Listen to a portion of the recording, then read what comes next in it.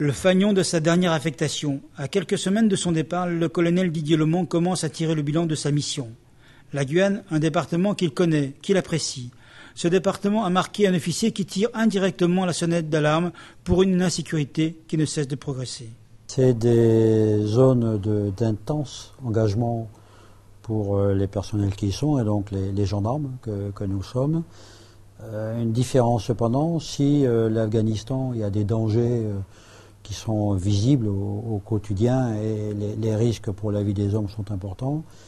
En Guyane, ces dangers sont aussi présents, peut-être un petit peu plus masqués, mais en revanche, l'intensité de l'engagement et sa diversité est peut-être plus importante ici. C'est peut-être un peu contradictoire de dire ça, mais c'est du moins la réalité que j'ai vécue.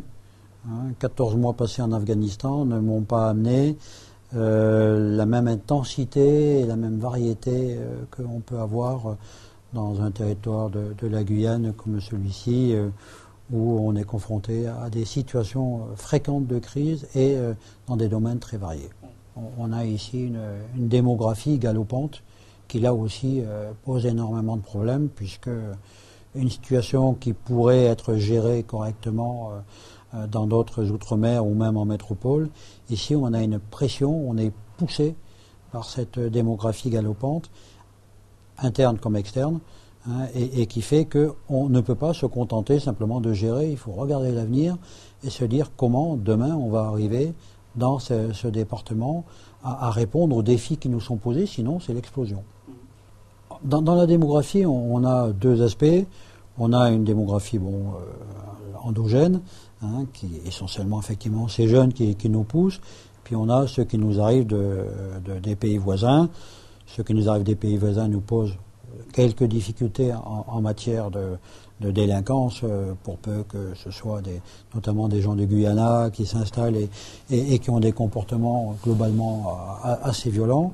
En revanche, cette jeunesse qui monte, notamment sur Kourou, nous pose beaucoup de difficultés parce que elle n'est pas structurée, elle n'appartient pas à des familles stabilisées et elle est à voisinage immédiat de personnes relativement aisées, ceux du CSG.